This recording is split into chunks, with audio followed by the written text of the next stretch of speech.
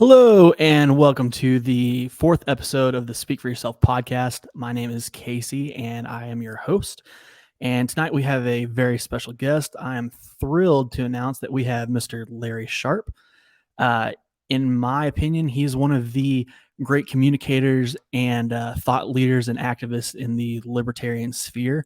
And so, it is my great honor to introduce him. Hey, how are you? Hey, Mr. Sharpe, how are you? I'm doing great. I'm glad you. Thanks for having me on. Yes, sir. Hey, I'm so glad it's Friday. I'm beat from work. How about yourself?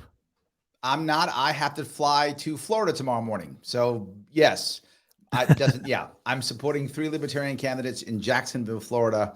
So I will be flying there tomorrow morning to give them, hopefully, a good fundraising pitch tomorrow night. If you happen to be in Jacksonville, please come by. Love to have you. If any of you happen to be in Jacksonville, Florida. Awesome. Yeah, I just watched one of your sit down coffee interviews with one of them today. I forget Yes. his name. It was the one that you did yesterday. Yep. Ron Robeson. Yeah, I loved it. Yes. Um, Yes. well, I, hey, by the way, I have the most libertarian candidates on. There's no one else who has more libertarian candidates on than I do. I do Libertarians Drinking Coffee Live once a week, and I have libertarian candidates on every week because sadly, when I ran, I noticed something, right? And if you pay attention to this, for those of you who do, when I was running, when the Democrats want to go on TV, they're on every day on CNN and MSNBC. When the Republicans want to come on, they're on every day on Fox News. When do we get on? We don't. yeah, So we have to find some way to get on. I mean, luckily Kennedy is good to me and good to us. And Kennedy has, more than others, but she's about the only one that will actually support us. So I thought I have to do this. So I actually started about 2 or 3 years ago doing actually I used to do libertarians in diners drinking coffee. I was literally stealing from that comedians in cars drinking coffee or whatever it yeah, was. yeah. I was literally biting off of that. But then COVID hit and we couldn't go to diners anymore. So I said, all right, we're not doing a diner thing. We'll just do it online. So it became Libertarians Drinking Coffee Live is what it became. That's what it became because I drink a lot of coffee, like a lot, multiple cups every day. So that's I why do I thought too, I'll do but that. I can't drink them this late or I will not sleep. Oh no, I will drink and go right to bed without affecting me at all. Oh I man. I I drink so much coffee, I'm immune. That's it. Yes, so much. Yeah, I have a morning cup and an afternoon cup, and then I'm good to go. Yeah, I have at least 2 morning cups minimum, at least 2 afternoon cups minimum, and at least 2 evening cups minimum. Well, so I want to kind of give a background on you, and I don't know if it's easier for you to do that or if There's you'd like no me to need for a read background on me. anything. If anybody cares, just Google Larry Sharpe. Ask me some cool questions so we can make your audience happy. My background is boring. Tell me, ask me some questions that we can do something cool. Awesome. I want to know your journey to libertarianism. Like, how did you get there? Were you Yep. always a libertarian? No, I hate the other. I grew up in the South Bronx in New York, and my parents had a very simple way of looking at politics. If you're a Democrat, you're good. If you're a Republican, you're evil. Done. That was their politics. Easy day. We don't like Ronald Reagan. Why? Because he's a Republican. That's the reason. Now, if you ask my parents any policy that any politician had, they wouldn't have been able to tell you. Neither of my parents were very educated. My mom didn't finish high school, and my father didn't finish college. So they just were just whatevs. We were raised on this, so that's what it is. But I never cared, to be fair with you. When I joined the Marine Corps, I guess as a teenager, a youngster, I probably was more left leaning, I assume. But I was a rebel in general. So when I joined the Marine Corps at 17, I think I became more right leaning because the Marine Corps is much more of a conservative. For those who don't know, Marine Corps is the most conservative of all the branches. So my first commander in chief, to say how old I am, was Ronald Reagan. So now you know when I joined.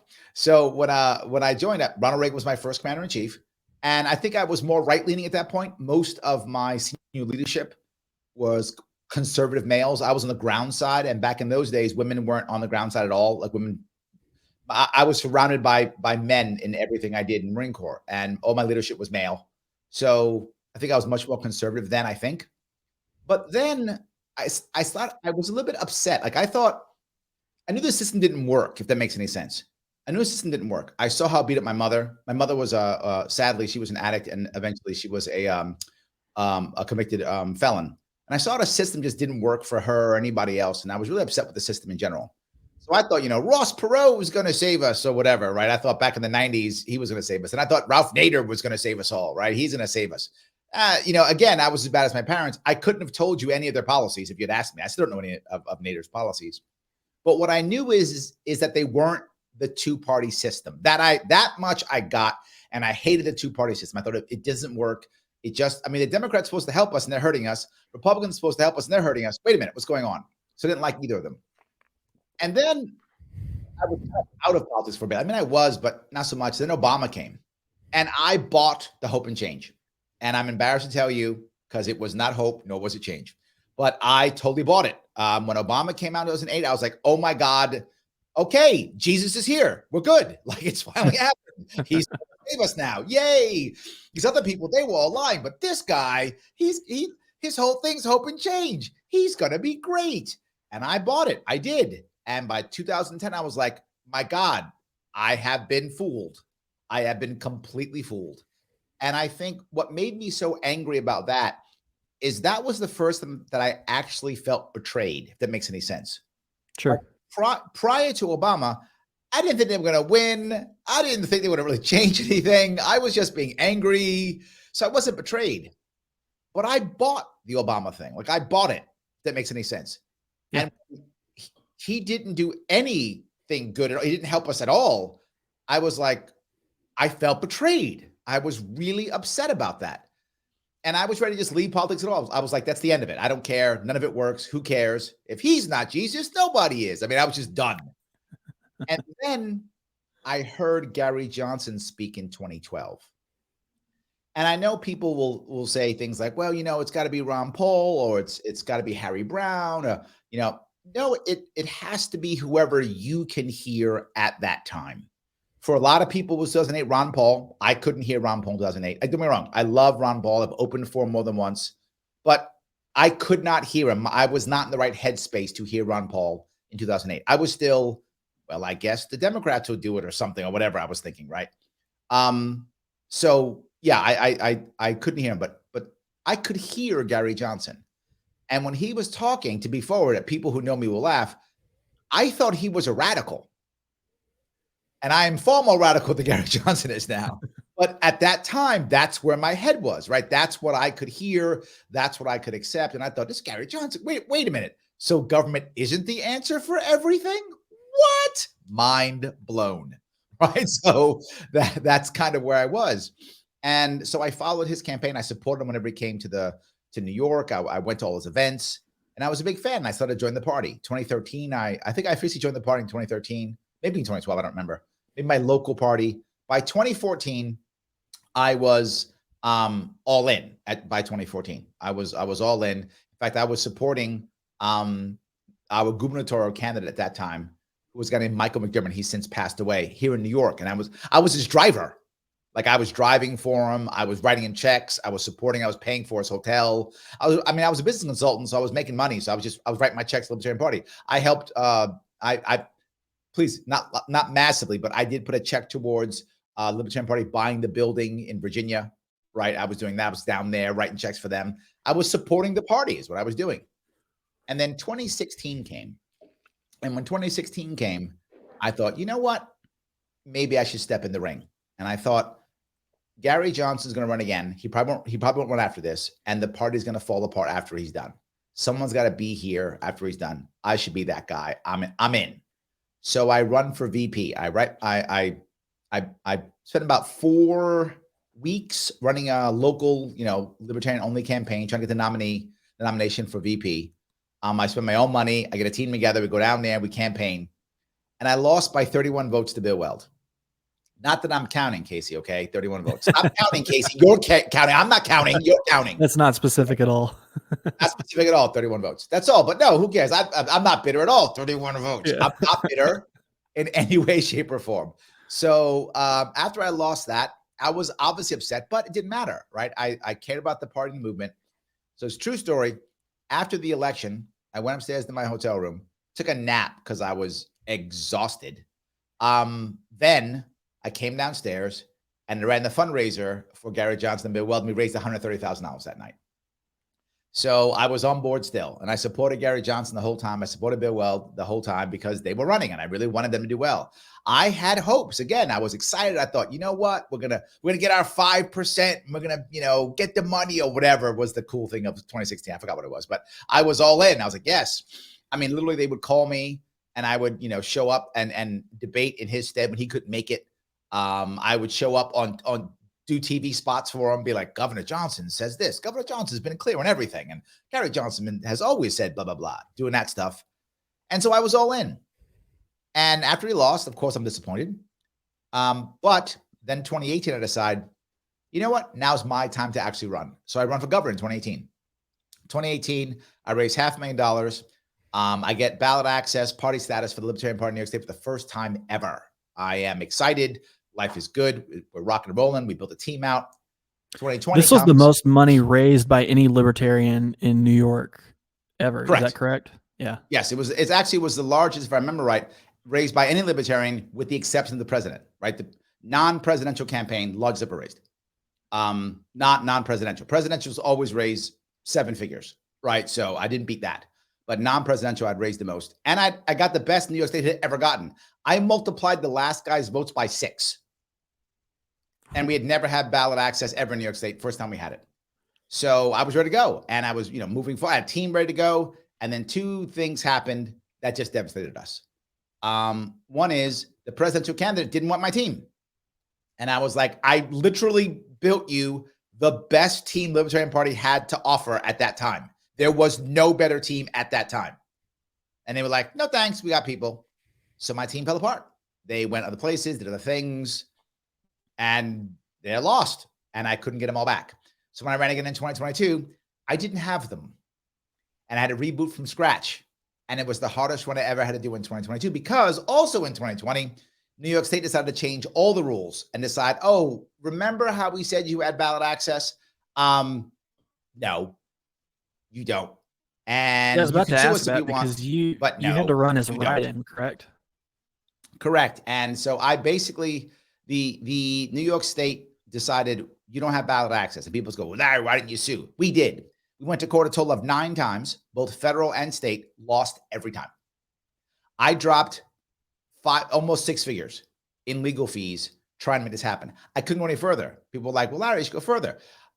How much money can I raise? Right? How much money am I going to raise? Do you have $20,000 for the next lawsuit? Casey, if you happen to have it, I screwed up. I should ask you. But most people don't want to give me $20,000 when I've already lost 9 times, right? Can I go to the well and raise money? Yes. But I'm just being forward. Casey, if I ask you for $100, you go, all right, Larry, I'll give you $100. Thank you. Appreciate it. I go out and do stuff. In 2018, I was having victories. So you would come back and go, wow, Larry, you did great. Here's another $100. But in 2022, I was failing. I was losing at everything. So now I'll come back to Casey, another $100. You go, Larry, you just got your ass kicked. I know, but this time, fine, you give me $100. So I go out again.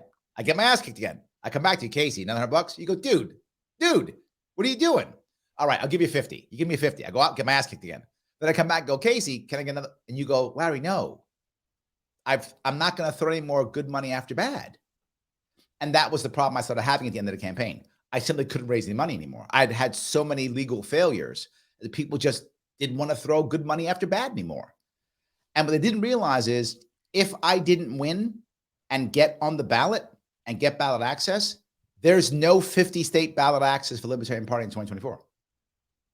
In fact, for any third party in 2024, not going to exist. Because I raised $400,000 and couldn't get on the ballot. There was a guy who was worth $40 million. He couldn't get on the ballot. There was a sitting congressman with the Republican establishment couldn't get on the ballot. It's impossible. What is the prerequisites for getting on the New York ballot? Yes. Why I say it's impossible, so you're clear, is this was the first time in New York State in the last 80 years there was no independent governor candidate on the ballot. First time in 80 years. Nobody can make it. It is now literally impossible. And I sued after everyone failed, using that example as proof this is unconstitutional. And the judges went, I don't care. No. One judge literally said up front, he goes, no, the whole reason for these laws is to make sure nobody gets on the ballot who can't win. He literally said that. So yes, the system was completely against me. It was terrible. What are the prerequisites?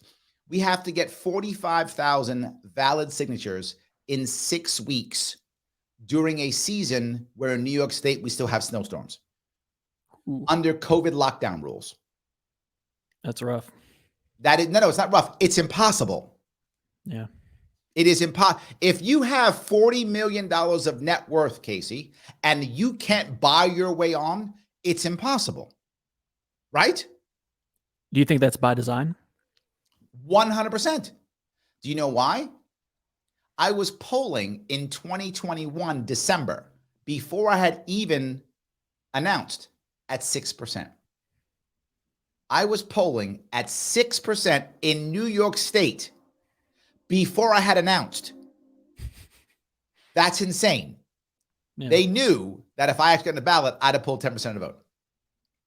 And that would have just blown them out of the water. I might have beat the Republican if I had done well. If I'd raised enough money, I might have beat the Republican.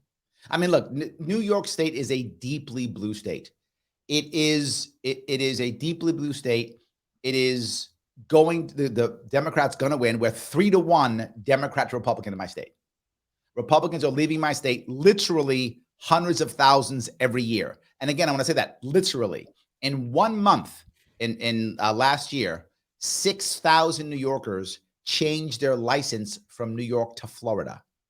That's 200 a day. That's just Florida. It doesn't count Tennessee, Texas, North Carolina, where New Yorkers are also going. Just Florida, 200 a day. So hundreds of thousands. Florida used to be a swing state. It's not anymore. It's a red state. You're welcome, Florida. You took all our Republicans. They used to be in New York State. In fact, in my state, you're welcome, DeSantis. Yes, I should. Yes. So DeSantis owes me. So yes. So in my state, there are about 6.5 million registered Democrats, about 3.5 million registered independents or nothing, and about 2.5 million registered Republicans. So that's how deeply blue my state is. I want to ask about. Did I answer your question, by the way? I'm sorry. Did I answer it at least? Yes. Yeah. That's totally about the prerequisites. So you need 45,000 votes during COVID. Which means you actually need about 60,000, right, to make sure they're all correct over the course of 6 weeks. That's 10,000 a week. That's 2,000 a day, right? If you get people to work 5 days a week, 10 hours a day. A really good person who can get out there and get signatures, really good, can get 100 a day if they're really good. The average person gets maybe 20 a day, right? So if you average, say, 50 a day. So at 50 a day, I need 2,000 a day, and I only get 50 a day. I need 40 people to work 10 hours a day, 5 days a week for 6 weeks. Do you have 40 friends who can take 6 weeks off from work and do that? I don't. I wish I did. Okay, let's pay them instead. Larry, pay them out of signature. You can't. New York State says you can't pay them out of signature. You must pay them by the hour. So what happened is other people trying to hurt us were also doing the same thing. So the price for signatures went up. So we were paying $20 or $25 per hour to go work. And some people would work for 8 hours and go home and give us nothing. And we had to pay them by New York State law. They gave us nothing. Zero. Got to pay them anyway. So nothing. Wow. So now I'm getting nothing. So now I got to pay 40 people, $20 to $25 an hour. That's $250 per day per person. So if we add that up, what's that? $10,000 a day multiplied by 6 weeks. That's about $600,000. Do you have $600,000, Casey? That's a lot of money. No, I don't have that. Right. So yes, it is and that's assuming nothing goes wrong. Let one snowstorm, one bad thing, and now all your numbers are increased. And doesn't count any prep time before, or manages to manage 40 people, or at the end of prep all signatures. It's going to cost somebody $500,000 to get ballot access in New York, and they may fail. And they'll be sued anyway. Guaranteed they'll be sued anyway. As I got sued in civil court. They literally made sure I was off. They sued me in civil court. Only me. Only I got Now, sued. have they always required that many signatures? It was 15,000 in the summer. Ooh, So it was 6 weeks when there's tripled fairs it. and the weather's beautiful, and it's 1/3 the amount. 1/3 the amount in good weather. Challenging, right? Some Joe Schmo couldn't do it, but possible. It could be done. And we did it before. We did it almost every time. We were able to do it. Not this time.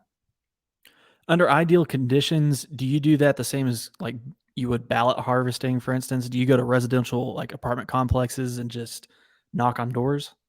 You could try, but the problem is New York State does something else. They literally, you can only sign one. So New York State makes it freaking impossible. So if the person happens to sign 2 of them, only the first one counts. So that becomes an invalid signature. So you have to make sure the person hasn't signed any other thing to make it even harder. And they have to be a registered voter to make it even harder. And in New York City, where most of the people are, right? Most of the people in New York City can't vote. They're not registered. Literally 1/3 of all New York City residents are not born in the country. Another 1/3 are not born in the state, in the city. So most of them can't vote. So now I'm going through a building. At least half people there can't vote. So yes, but sounds man, impossible. Yes, literally, it is impossible. I want to make sure I'm clear when I say impossible. It is literally impossible. So do you see the that only rule way you can do it, changing? Go ahead. no, that's not going to change. Why would they? The judges think it's fine. They're happy with it. They like their oligarchy. They don't want to change anything. The judges are completely bought and sold.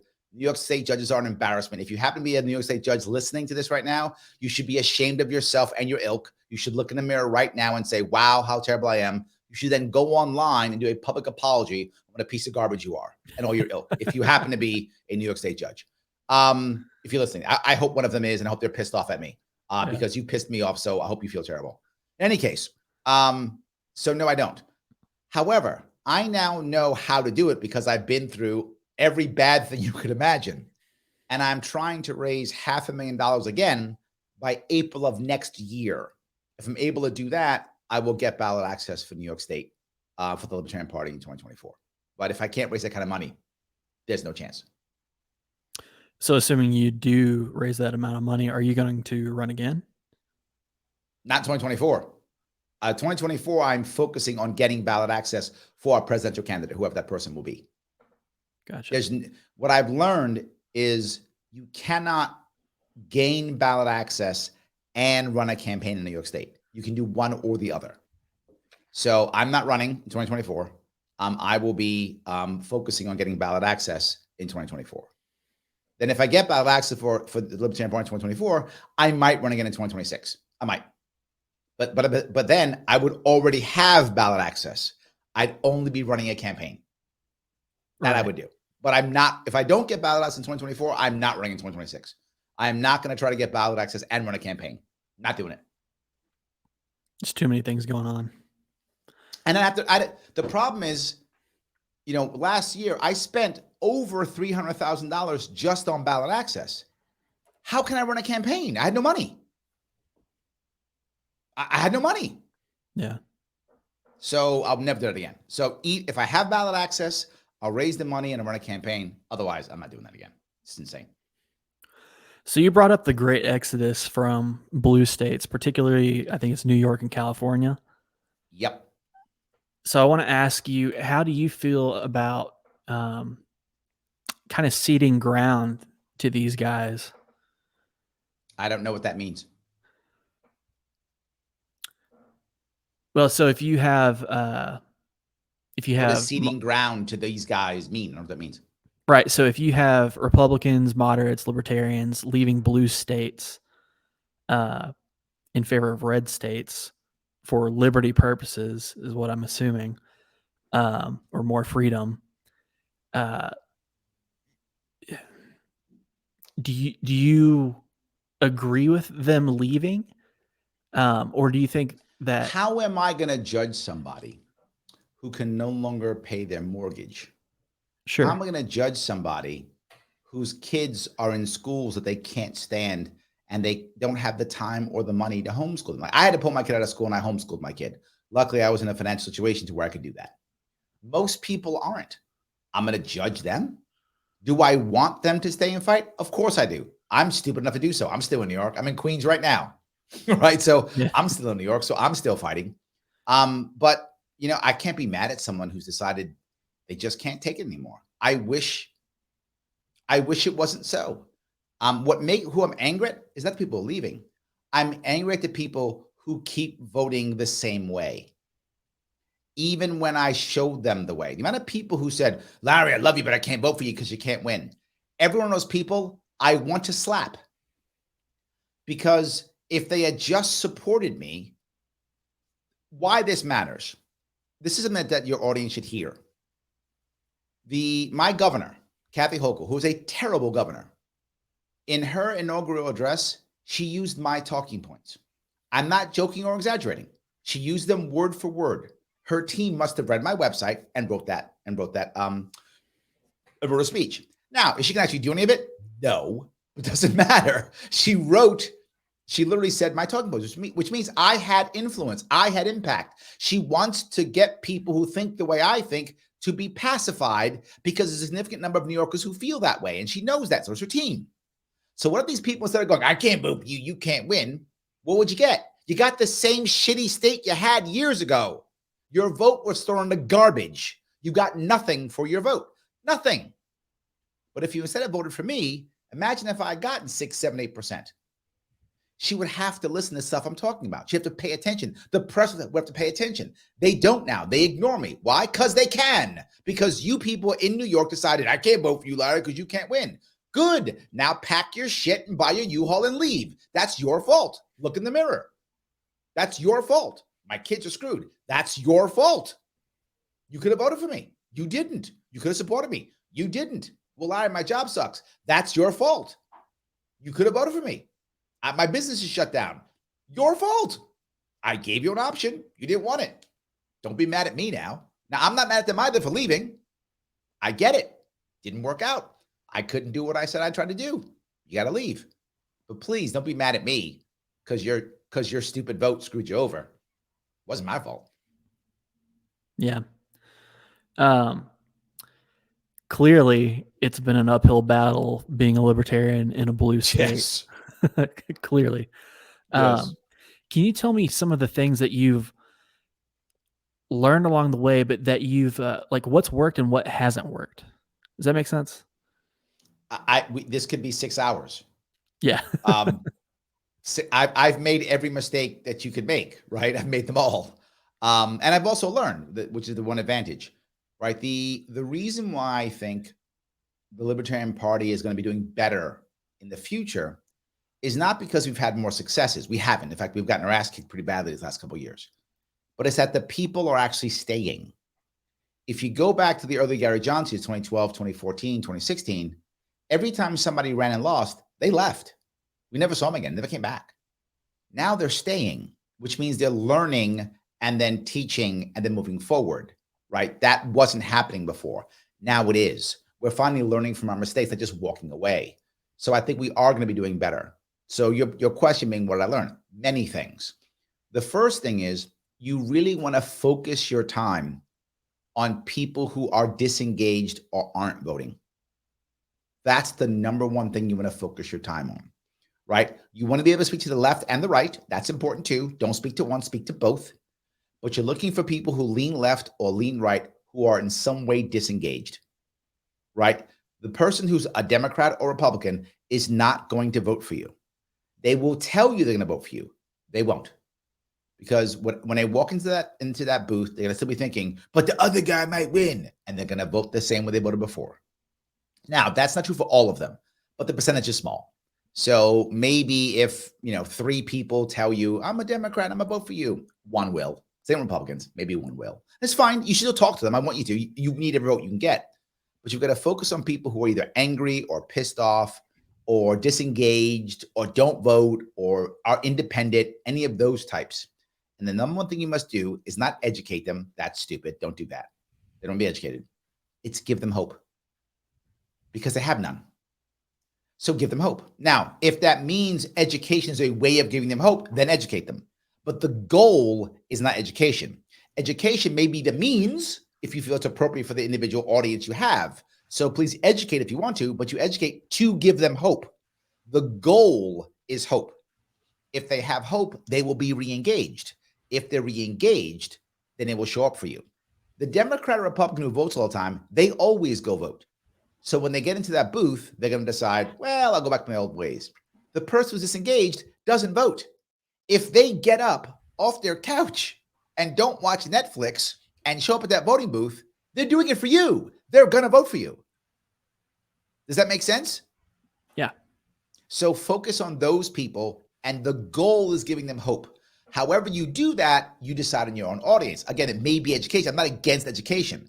I'm against education as a goal. I just want the goal to be hope. Use whatever tools you think are going to work in your world, whether that's cool, fancy slogans, whether that's sexy videos, whether that's comedy, whether education, whatever you think is going to work. I don't care. Whatever is the answer. Edgelording, I don't care. Whatever is the thing that will give them hope, I'm in. That's the piece. If they have hope, they'll start showing up. If they have hope, they'll start telling their friends. They won't tell their friends that they don't have any hope. If they think this guy Casey might do some stuff, they will then tell their friends because they have hope. So that's the key. I think I've learned that. The second thing is, it is all about two things and two things only: money and popularity. And those are very often go together. Not always, but they very often do. If you don't have money and or you're not popular, you are wasting your time. That is the thing. I wish it was something else. It isn't. The reality of it is, this is literally a popularity contest.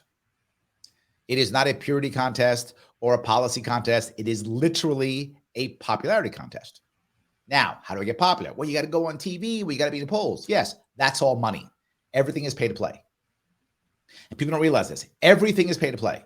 And I'm not joking. I mean, literally. I wasn't in the polls in 2018. So in 2018, I was on the ballot. I was literally the official, Libertarian Party candidate. And we went to the pollsters and said, why am I not in the poll? And they went, oh, you want to be in the poll? I'm like, yeah. They went, great, buy the poll. I said, what? They're like, yeah, you want to be in the poll? Buy the poll. Oh, we'll put you in the poll. Just buy one. Put you right in. In fact, we'll change questions for you if you want to. You will? Yeah, buy the poll. How much poll cost? $40,000. What? 40K. I only raised 500. I'm going to do 10% of what I raised for one poll and hope. And I found that out late in the campaign. I still thought that like pollsters cared or something. How dumb was I? I actually thought that. No, it's all about cash, which is why, as part of my deals that I was making with people, I was having people buy polls for me earlier in 2021. That's how I know what I was polling at, because they were buying polls for me. They'll drop in 20, 30, 40 grand to buy polls for me. That was the point. I knew that from 2018. It's pay to play. Not just that, I wasn't being covered by the mainstream media. So we asked, look, I'm officially the nominee. 2018 I was. So why won't you cover me? Well, you don't buy ads. I said, what? Yeah, you buy ads. Buy ads will cover you. It's literally pay to play. Literally. People go, why don't you just go on CNN? Every time someone says that, they should really think how stupid they sound, because they hear it all the time. Just go on Tucker Carlson. Yeah, because I can just do that. I just call Tucker up and say, Tucker, I need to be on for 3 minutes today. Stop. That thought process is insanely stupid. But people think it all the time, constantly. Everybody wants to be on those shows. How do you get on? Buy ads. Republicans and Democrats buy literally tens of millions of dollars of ads every year. They're a major contributor to all of these companies. So of course they put Republicans and Democrats on. They're writing the checks. So we found this out. There was a candidate in New York State that we raised like 10, 11 grand for the candidate, and then got a campaign, an ad campaign at a local station. Right after we wrote the check, the rep says, great, let me introduce you to our political reporter. It was literally pay to play. So you're asking what I learned. It's a lot of bad stuff, Casey. I wish it was good stuff. I wish it was, but it's not. And why does this matter? Because I haven't left. So I can now tell people who are running, this is how the game's actually played. So they can understand how the game is played before they jump in. I'm not saying you shouldn't jump in. If anybody listening wants to run, great, please run. Just go in with your eyes open as all open. Know what you're in for when you walk into that road. Just know it. And I'm good. I hope you run. That's amazing. But don't go in there not knowing what you're up against. You are up against a monster. And if you can't become more popular and if you can't raise money, you're going nowhere. Yeah, kind of along the same lines of what did you learn? You being a libertarian in a blue state, I would have to imagine that you have had to learn how to communicate your ideas and liberty with more Democrats. And Yes. again, that's another uphill battle. So can you tell me It isn't. how Hold on. It isn't. It's it's not? only uphill battle if you don't understand how people on the left think, right? Left and the right, we think that left and the right are so different. They are, but not crazy different. The reality is libertarians can communicate to both. We absolutely can. It's just more challenging here or there, depending on the situation you're in. Need to remember, both of them believe in freedom, believe it or not. Left and the right do. The right believes in freedom to do. The left believes in freedom from. They're two different ways of freedom, right? The right There's the person quote of the says, night right there. yes, Yeah. the right says, I want to be free to own a gun. I want to be free to start a business. I want to be free to teach my kids the way I want to teach my kids. The left says, I want to be free from the government, I want to be free from the government, making sure that I can't, from the government, give me bad education so that my kids don't learn anything. So that it's their education, their guns. I want to be free from gun violence so I can feel safe in my community. That's how they think, right? Free from versus free to. If you think it that way, you can communicate better. Because here's the reality. For That's awesome. most That's like a people, light bulb going off. yes, for most people on the left, the outcomes that they want and libertarians want most of the time are the same outcomes. Not always, but most of them they are. It's how to get there. That's the problem. It's how to get there.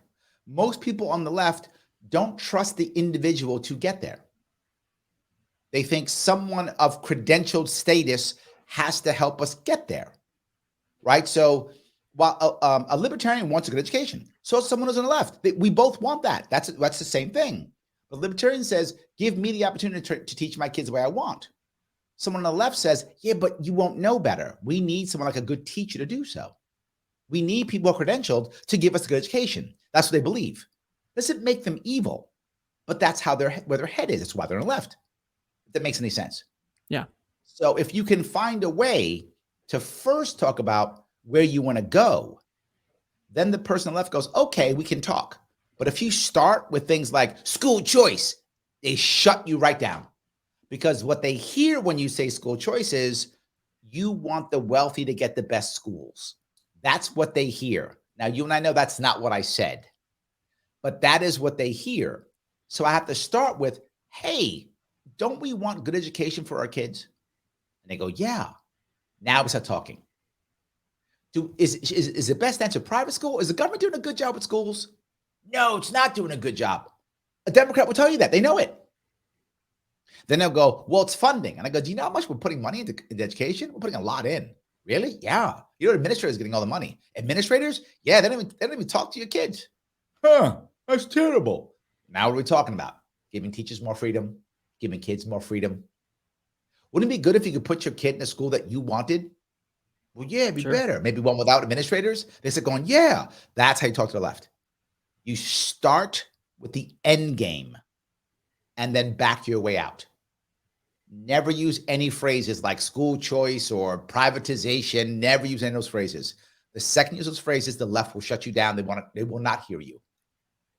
That is invaluable information because in today's political climate, I feel like it is a lot easier to get there with the right than it is the left. And so, one of my biggest questions coming into tonight was what you just answered and how you communicate with the left. And that, yes, yeah, like I said earlier, that is a light bulb going off for sure. It's something to realize. People don't want to hear this, but this is true. People will tell you America is center right. It's not. It's center left. The government's center right. The government center right. The people actually center left. How do I know that? The population centers show you this. Urbanization. The country's been going left because of urbanization. When you move into large cities, you by default become more left. Why? People don't understand this, but this is just demographics. It's just that simple.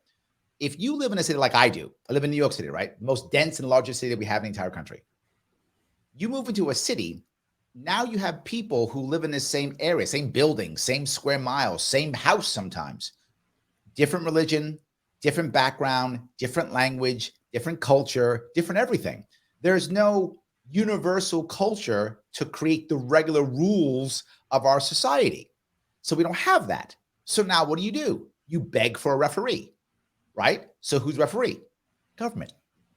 You beg for government. You now want rules and regulations and landlords and cops, and you want the things to regulate your society because you don't know. Now you come from a small town, everyone knows everybody. There's social repercussions for what you do. The culture is similar. If someone's an outlier, we know, wait a minute, that guy's not doing the right thing, right? So you don't require the referee in smaller areas. You need one in a city. So who's the referee? Government. So people come here and they beg for more government. You wonder why? Because you live in the cities. 80% of all new jobs since the crash are in 20 US cities. They were in 20 US cities. So everybody rushed to cities for jobs. So the country began turning more left in 2008 because of the rush to urbanization. It's been happening for years, but it was a rush of 2008. So they're all rushing to cities. Cities kept growing. Well, cities keep growing, urban areas keep growing. Now, if I remember right, I think before COVID, I don't know if it's true anymore, but before COVID, I think 2019, it was at 50% of all Americans lived in urbanized areas, either directly urban or a suburb right next to an urban area. So metro areas, 50%. That you're going to find more and more people on the left. The reality of it is, if you look at the map and the country, there are no blue states, with the exception of Rhode Island. Rhode Island's a blue state. Why? What there actually are red states and certain states have enough urban areas to turn them blue. Urban areas turn you blue. That countryside's all red. New York State, 62 counties, like 9 are blue, but they're all the cities. The other 50 counties are all red, but there's no people in them, right? I have counties in my state that have 4,500 people in them. 4,500. Brooklyn has 2.3 million. Right? I mean, how can you can't compete when most upstate rural counties in New York State have maybe 100,000 people in them. Maybe 200,000, maybe. But that's pushing. Most of them have 100,000 or less. Most do. But then you have a couple of big ones, like Brooklyn and Queens, each breaking 1 million each, 2 million each. Queens has 2.1 million. Brooklyn has 2.3 million. You can't beat that. So one of the things that I wanted to bring up tonight kind of goes along with that. How do you approach the Second Amendment in a blue state? Yeah. And this is going to make you 2A people want to cringe. Yeah. I'm going to tell you the truth. I'm just going to be very forward with you. You cannot bring up the Constitution because people on the left don't value it. And I know there's someone watching right now who's like, what? I know they don't value it. I've had people get mad at me in events and go, you need to tell them they have to respect the Constitution. No, I don't. They're not going to. They don't have to. They think the Second Amendment's stupid. They think it's outdated. They don't think it's that valuable. It's for muskets. They don't care. So you cannot bring up shall not be infringed. That shit's useless. That has no value. We love it when we hear it. Nobody on the left cares. They think it's stupid and you're a redneck. They don't listen to you at all. You can't say that. So you know what I say? Gun control is racist. There you go. And they go, what? I go, yeah. I said, hold on. They go, no, it's protecting me. I said, let me tell you what these gun laws actually do. You know what these gun laws do? They go, yeah, protect the people. Do you know that what the gun laws are used for is there are inner city prosecutors now who now take all those gun laws you put and they stack up charges on young black and brown people. So they get so scared, they won't go to court. They'll just plead and become felons. So you're trying to help black and brown people? These gun laws are putting them in jail. And they go, yeah, yes. Gun ownership outside the cities is growing. Your laws aren't working. All your laws are doing is putting more black and brown kids in jail. Now tell to a Democrat who all they ever talk about is helping young black and brown kids. So all they talk about. They start rethinking things. That's how I bring up the Second Amendment. Then I go to something else. I go, you know what? You grew up in a bad part of town? Yeah. So I grew up in the South Bronx, man. I grew up in the South Bronx, not a great neighborhood. I said, in all these bad neighborhoods, if it's not gang violence, who's getting beat up? Who's getting robbed? Like, what do you mean? Who? Like, if it's not gang on gang violence, who gets beat up? Who gets robbed? Well, it's usually some old guy. Yes, it's an old guy, an old girl, or a woman with the most kids. vulnerable. Yeah, correct. Most vulnerable every time. That's who these thugs beat up on. I mean, except for gang violence, gang on gang violence, right? But taking that out, that's black market violence. When you get rid of the black market violence, you just go to daily violence in these neighborhoods. Who's getting beat up? The most vulnerable. Imagine if just one old man drew down on one of those thugs and put a bullet in him. Just one.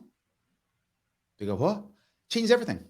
You are making sure that only the bad guys have the guns. And then they go, well, you're trying to arm all the old people. No, I'm not. I'm trying to give the old people who want to defend themselves the right to do so if they want to. You don't want to own a gun? Don't own a gun. The Second Amendment's not a requirement. It's a right. If you want it, take it. You don't. But I'm telling you, you give particularly some immigrant who came from another country, Asia, Africa, they came, and there's tons of them in New York. They came here, and now he's 60, 70, 80 years old, and he can buy a gun, you can guarantee he will, and he'll put a bullet in somebody in 5 seconds. And when he does that, now the thug thinks, wait a minute, do I really want to go after this old guy? I might get shot. He might put me down. Maybe he's not so vulnerable anymore. So only it changes the risk-reward ratio. It does. And I tell them that this is an equalizer for the most vulnerable. All you tell me, Mr. Democrat, is you care about the most vulnerable, the marginalized. You care about the older people. You care about them. Me too. So why would you punish them? They can't afford to move. And if they can't afford to move, they're stuck. So now you're putting them into prison. I'm allowing them to get out of their prison. That's what I'm doing. That's how I speak about a Second Amendment. Otherwise, they don't hear you. So taking the same principles that you've kind of told me tonight about how you're communicating with the left, if we apply that to like school shootings, what would that look like? I don't know what you're asking. What are you asking? So if you're starting with the end game, and we're approaching school shootings as yes, the topic. That's what you mean. Oh, yes. Well, the first thing I ask is, you want safer schools, right? And they're like, of course I do, absolutely. And I said, and I always tell them this. I did this on Joe Rogan. If you care, you can look at my Joe Rogan piece I brought up there. I said, something you have to realize is the common thread here with these school shootings is while they're murders, all of them are public suicides. They're all public suicides. That's what they are. There's some kid saying, to hell with you all, I don't care, I'm going out in a blaze of glory. If you're in that mindset that you know you're going to die, all of them at the end either are killed, kill themselves, or go to jail for the rest of their lives. And they all know this. That's why they write manifestos. They know their life is over. They are aware that either they shoot themselves, they get killed by the cops, or they're going to jail forever. They know their life is over, yet they still do it. I would ask you, what law is going to stop them? There is no law that will stop them. So you can pass all the laws you want. You can say, if you go into a school with a gun, you will be executed by the cops immediately. That's the law. Okay, great. They'll still do it because they're expected to be executed by the cops. It doesn't mean anything. It's irrelevant. There's no law you can pass. So the point is, the problem is unhappy kids. That's the problem. Kids, what's killing our kids, and I tell people this all the time, is 3 things: lack of community, lack of purpose, and loneliness. And when I tell the left that, they go, shit, he's right. Because they know I'm right, because that is true. That's what's killing our kids. It isn't guns or drugs. That's not killing them. I mean, that's the end game. They use drugs or they use guns to kill themselves, but that's just a tool they use. The common thread is lack of community, lack of purpose, and loneliness. You fix these 3, kids stop killing themselves. How do you do that? I have an entire plan fixation, taking K through 12 to go to K through 10, and giving young kids as teenagers purpose. If you've got purpose, you don't want to kill people. That's how it works. It's literally this simple. I could go kill people, or I could go do the project that my boss has me doing, fixing the tractor. I have a tractor to fix. That's purpose. I can't go killing people. I have purpose. As dumb as that sounds, that is so insanely important and valuable. And I said this 5 years ago, but there's a book that just came out called On Men and Boys, I think. And it's talking, a guy named Reese, I think, wrote it. This guy's talking about the problems they're having. John McWhorter talks about this also, but in the Black community, young Black men, that as simple as having a reason to get up and go to work, having a reason to go to school, having hope for the future is enough to have someone not want to shoot up a school. Literally. And again, and these guys are educated people. These are all, he's like Columbia, they're all doctors and such. I'm some dude. I figured this out 5 years ago, said it on Joe Rogan, and no one's paid attention to me ever since. Where are you? I'm going to switch gears a little bit. Where are you on the culture wars? And what do you think? Your questions cannot be vaguer. Yeah.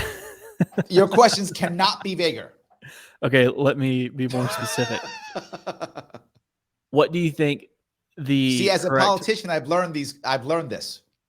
I don't walk into traps. I don't walk into traps. I've learned. No, we're on the same team, man. There's no traps here. Yes. Let me rephrase it. What is in your opinion, the libertarian stance on the culture war? Is that a priority that we should be putting our energy and effort into, or is that just a distraction? 2 parts.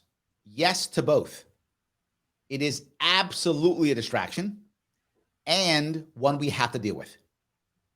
So I wish we could ignore the culture war and just take care of issues. We can't. The culture war is everywhere. It's how the elites destroy us, right? It's how they destroy us. So I'll give you an example. If you think about Occupy Wall Street, the concept, and I mean the concept of Occupy Wall Street was wonderful. It was a wonderful idea. Hey, the 1%'s taking everything from us. We should not let them screw us over. This is terrible. The 1%'s killing us. Yeah, it's true. Good concept. Like the idea of it. Wonderful. What was the outcome? Garbage. Nothing. It was useless. It was useless. It did nothing. What did it do?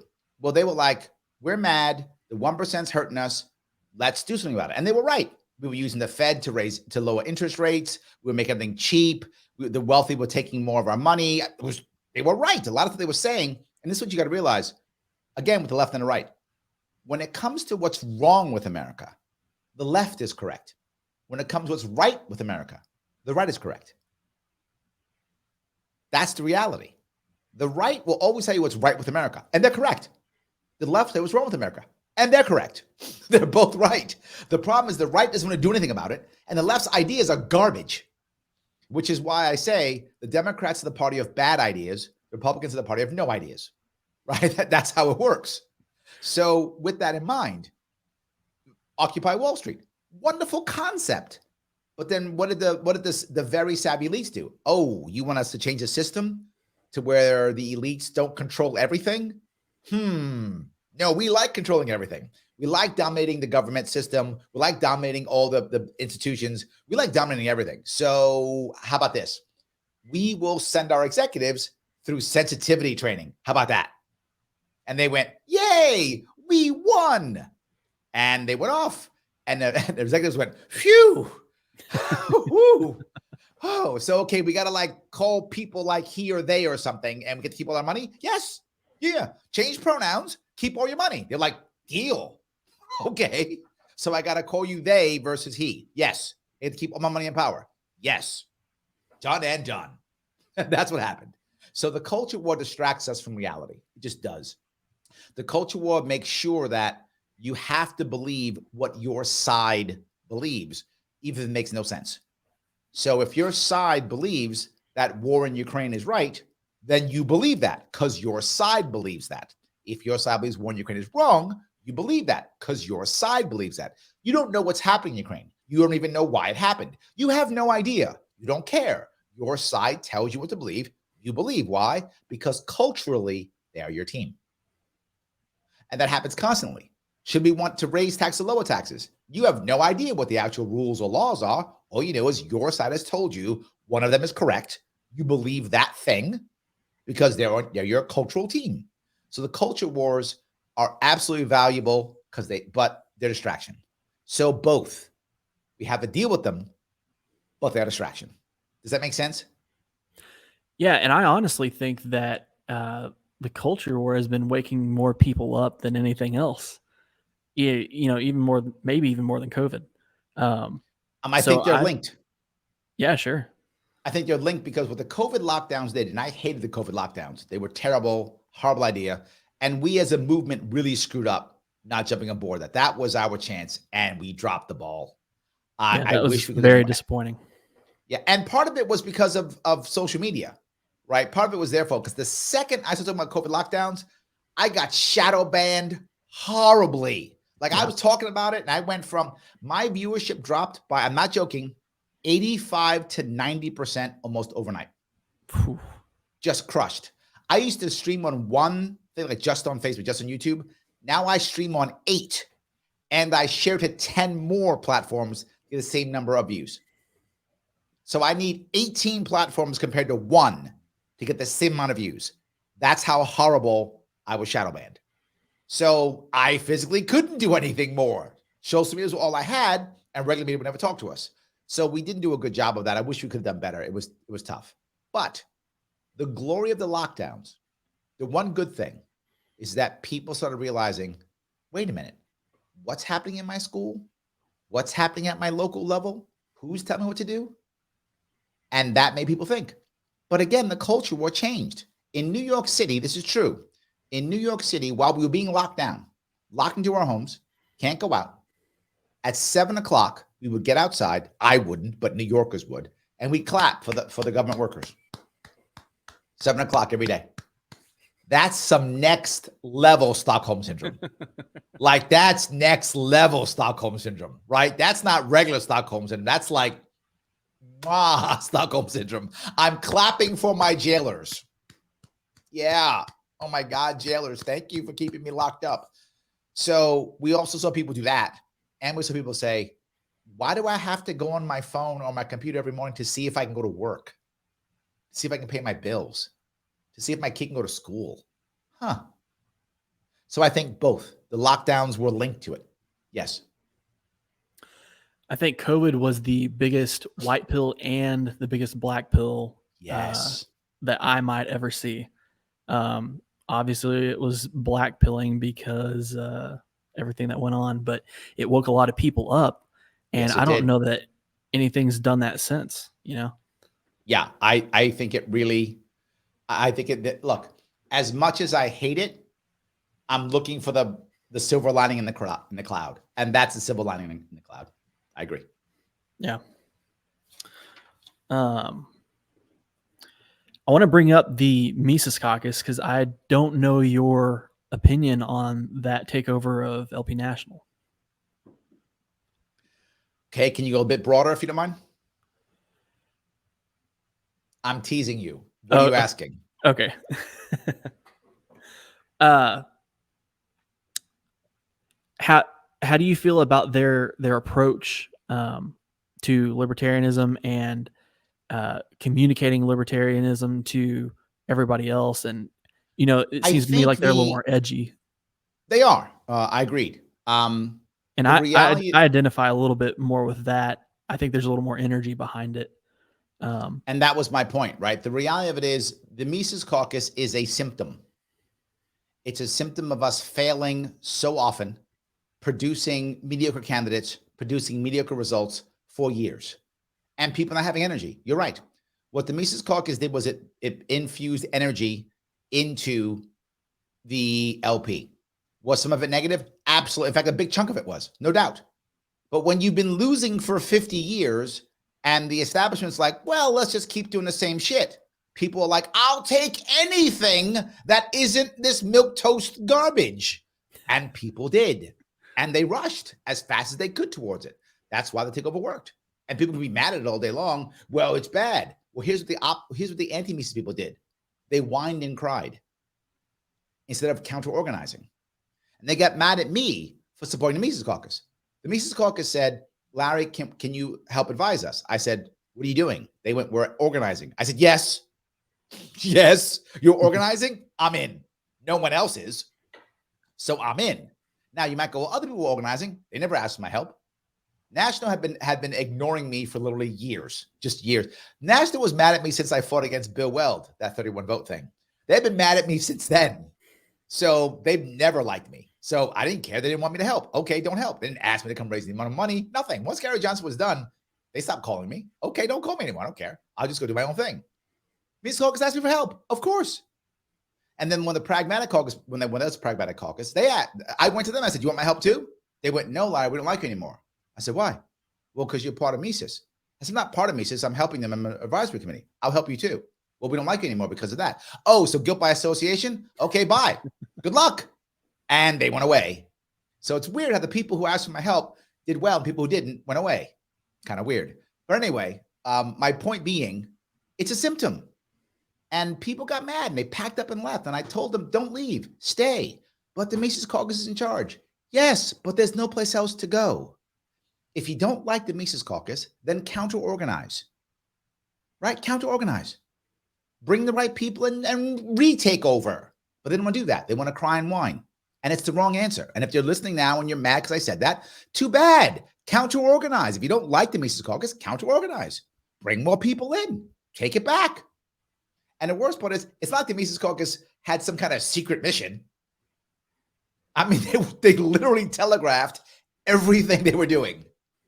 Here is our roadmap to how we're going to take over the party. Here's a roadmap.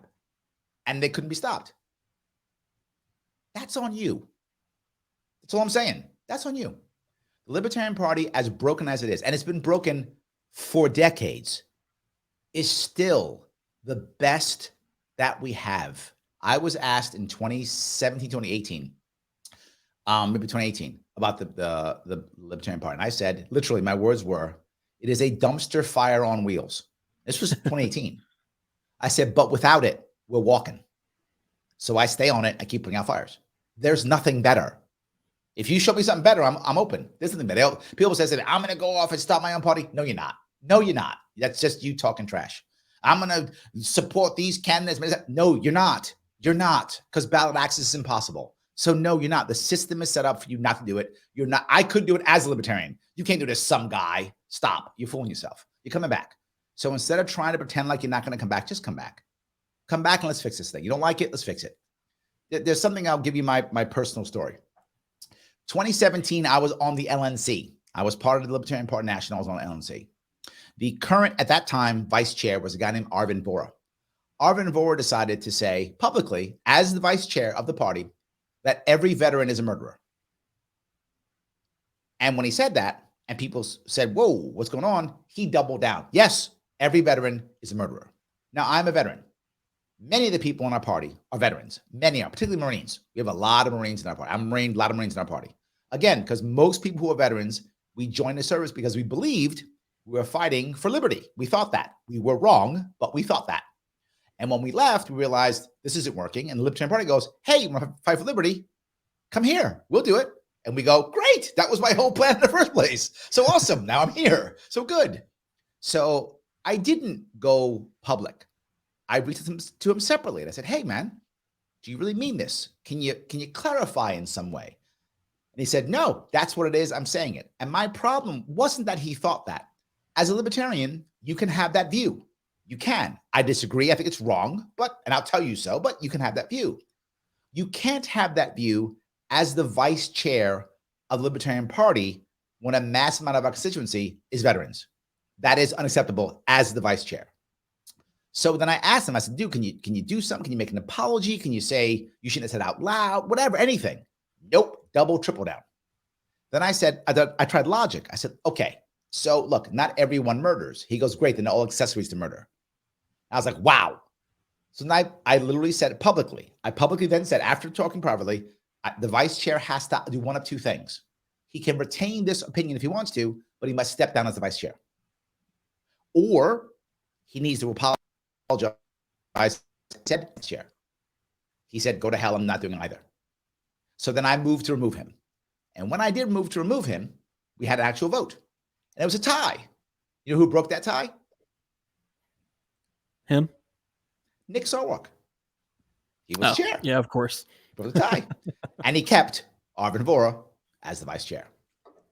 I, of course, then resigned. I said, I can't stay here now. I thanked everybody, politely left. Did I go, that's it, he hates veterans, I'm leaving the party? No, I made no drama after that. And when people got mad at me, I didn't respond. I made no drama.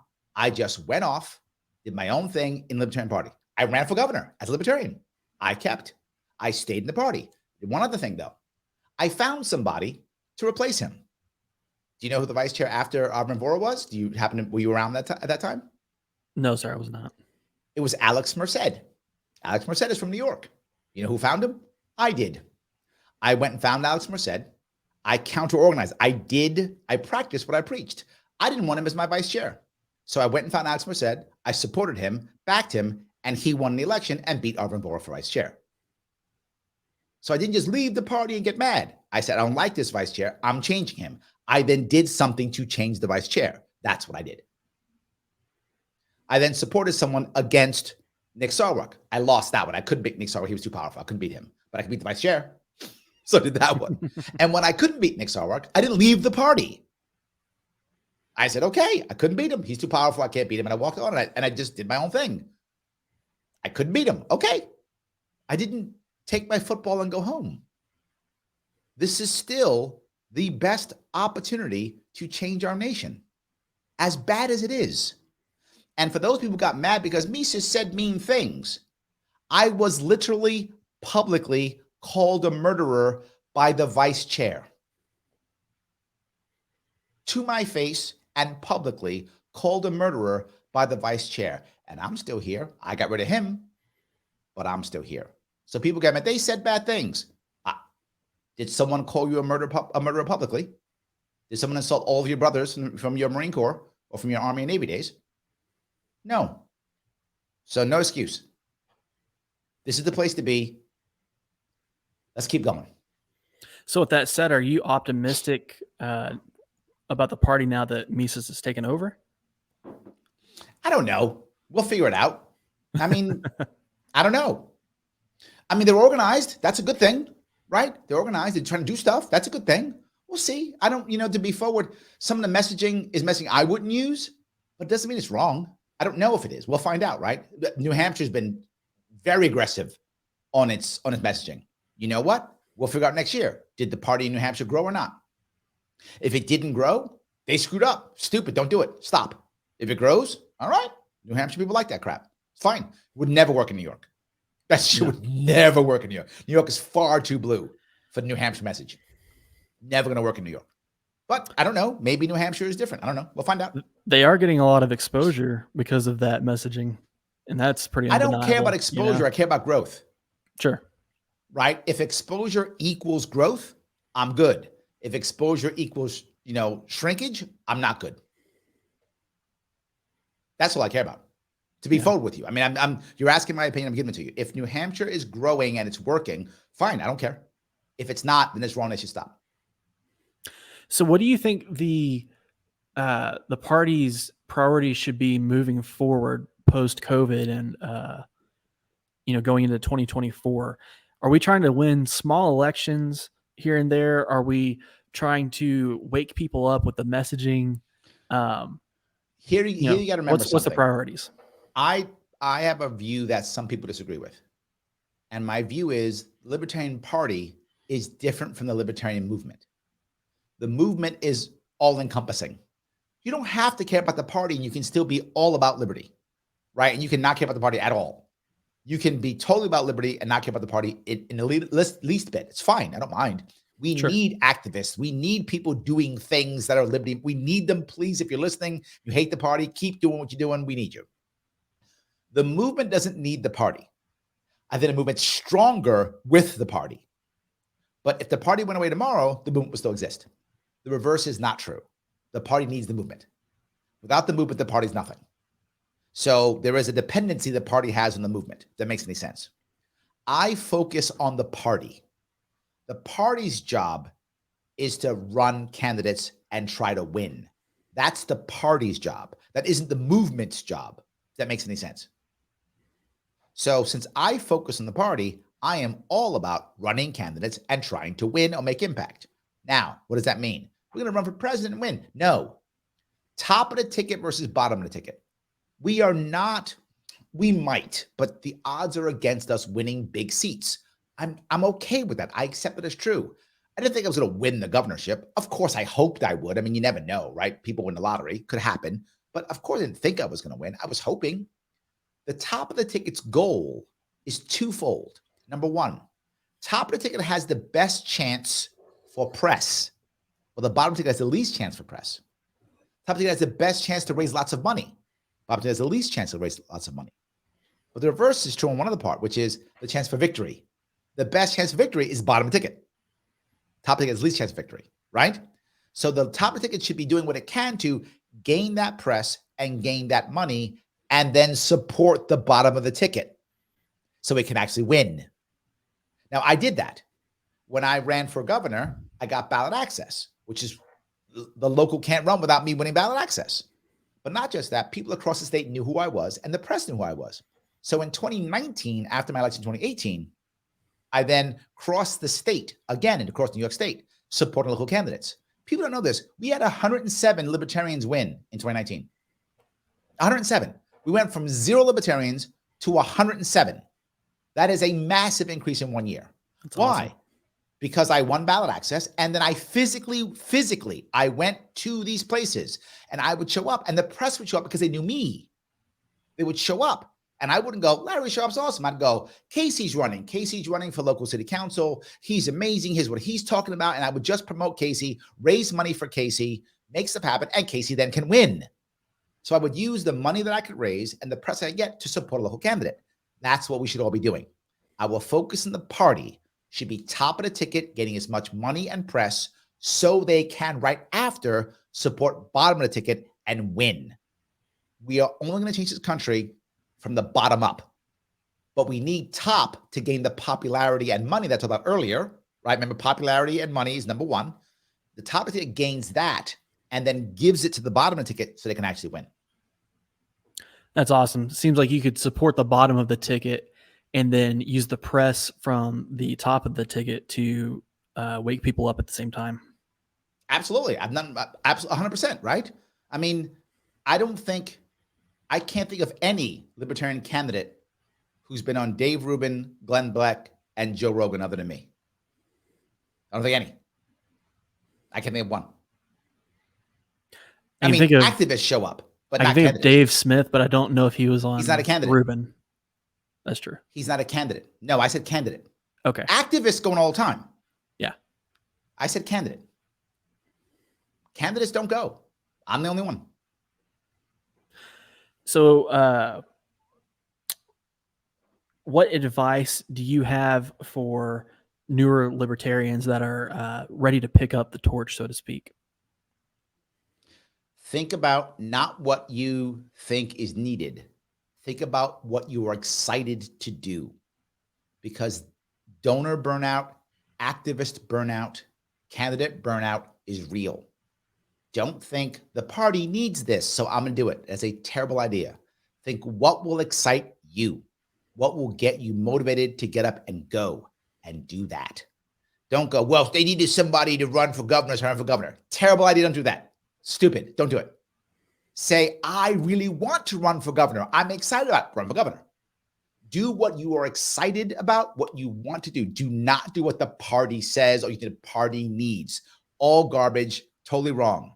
I don't need people filling spots or being paper candidates.